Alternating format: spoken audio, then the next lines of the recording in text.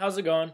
So I've been getting a lot of questions on the beginning investor and doesn't know what to do with this data, that is interested in selling cover calls.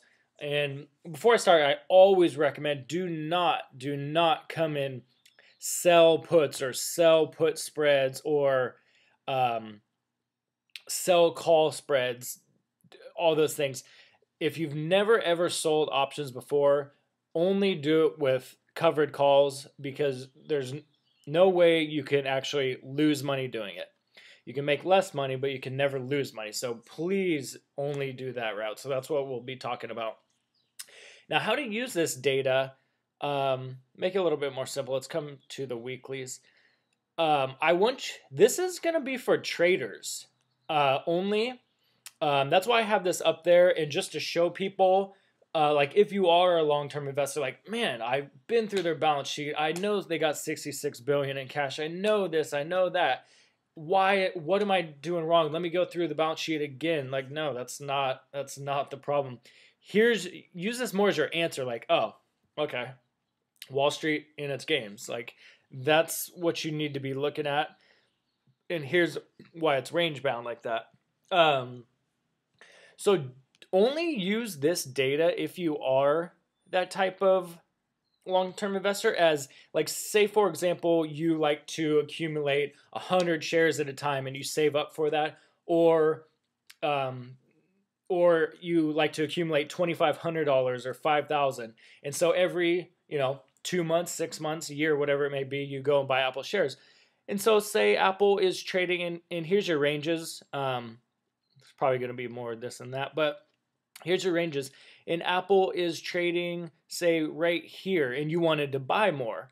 Well, use this as your point. Well, it's not going to go above that. It's pretty close. It's probably going to start to make its way towards this way.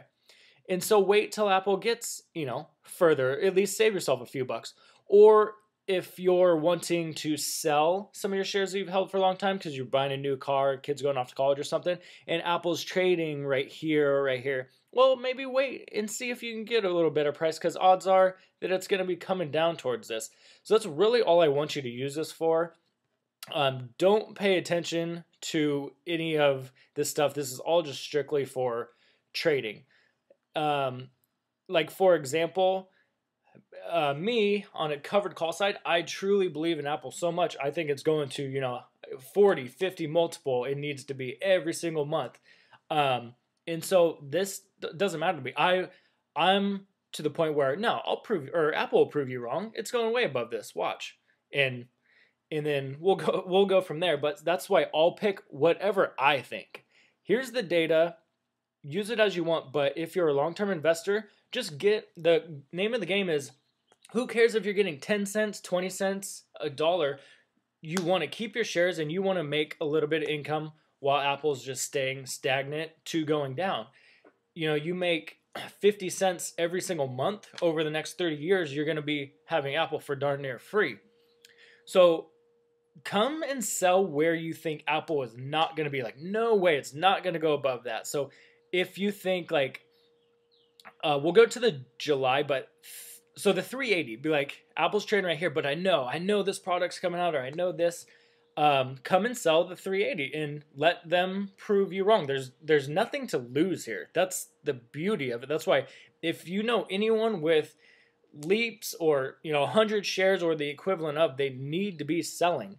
We'll come out to the July because there's just not too many weeks left here in the June. So there's 6 weeks left here on the Julys. What do we say, that 380 or something like that? So come and sell these 380 July strikes for 34 cents. Whoop-de-doo, 34 cents. Hey, that over time, like I said, that will add up to real money. If you got 500 shares, times 34 bucks, it starts to add up.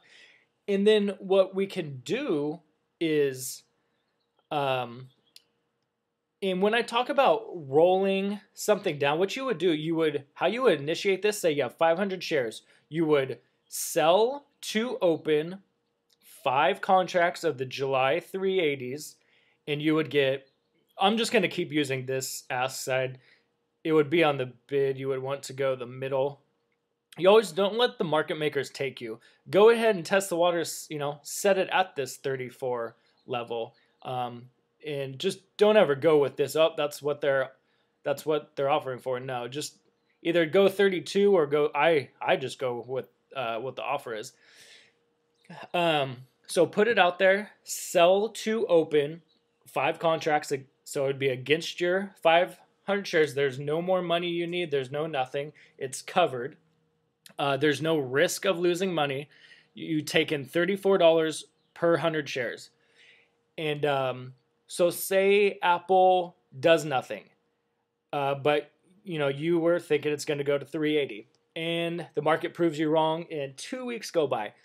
So now what you can do, this will come down to, say, 10 cents. You can either close it out and take your 20-cent gain and reopen something lower, because say Apple's here and there's only 3 weeks left now. So you're like, okay, I guess here's defeat. I'm going to come and sell these 365s now. So you closed up those, you bought to close, and now you're going to sell to open 5 365s at, these will be, 50 cents or something. So now you've taken in 80 cents, and then Apple doesn't move. But sorry if I went that the wrong way. When I say roll down, that's what rolling down is. You just do it under one trade. So you had these 380s, you had 5 of them. Under one trade, you would bundle. It could be a combination, or it could be considered a spread, but there's still no money because it's going to be a credit. You're going to sell to close 5 contracts of the 380, and these will be like 10 cents. And then you're going to buy to open 5 contracts of the 365s. These will be like 50, so it'll be a net credit trade of 40 cents, for example. And then, so now you have your new thing. And that's what rolling down or rolling up is. You're just doing it under one commission. There's no sense in closing this and opening this. Just do it under one trade. And so that's what you would do. And then just keep rolling down. And a good place, I think, personally, is if you can get about $1 a month, that's pretty good, up or down. But over time, getting $1 a month, like this year so far, I think I've written about $7 or so of calls against Apple. So my cost basis is $7 above. We're only halfway through the year. So it does add up and at zero risk to me. And say Apple does get up to this 380. The people that are worried about tax consequences, I don't know. I just don't see that. Even if you've held it for 20 years, you're going to have to pay them one day. I mean, but if it does get up to here and you're just you truly tried, because you really did, you went out to this 380 to not get called away, what you can do is you have a huge gain. You'll have a $50 gain. So all this up to here, your gain stops. If there's only like a week left or so, chances in Apple's here, chances are the price is going to be pretty much what you paid for it. But say it was $1, what you would do is you would just close this out to keep it simple. Or when it gets there, if anyone has questions, I'll take it case by case. But you would roll this up. Either way, you would take a small loss, $1,000, $2,000 loss, but you made $10,000, $20,000, whatever it may be.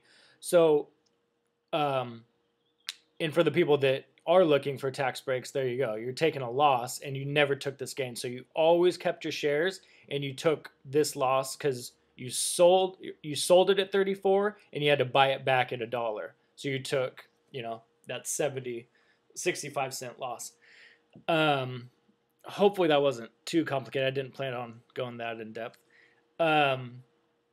So that's for that investor. If you do not like that, I use that because I have vision out to this June. Other than that, it starts to get pretty cloudy. But if for some reason you're just adamant that you do not want to sell that, what's great about selling, that full month out, you can have a full-time job, do whatever. It's one trade, you set it and forget it, and you're done. And more odds are, here's a little trick too.